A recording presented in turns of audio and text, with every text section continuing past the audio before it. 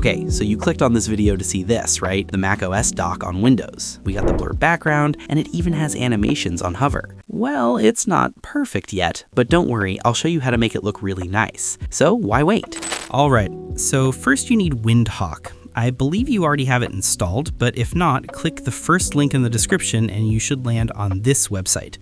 From here, just click download and install it. I already have it installed, so I won't show the process, but it's the same as installing any normal exe file. So now that you have it installed, open Windhawk and click here. Here you can install many kinds of mods to customize the UI, but for now we only need 3 of them. The first one is Windows 11 Taskbar Styler. Click on Details, then click Install. After that, go back and install this mod right here. Next, for the animation, you need Taskbar Dock Animation. Install it the same way as before.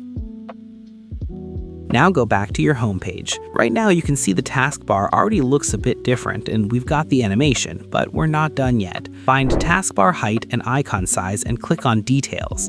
From here, click on Settings. Now here you can see an option called Taskbar Height. Highlight it and set it to 70. Next, for icon size, highlight it and set it to 24, and for this value, set it to 47. Now just click Save Settings. You should see your taskbar looks a bit bigger than before. Next, go back and open this mod.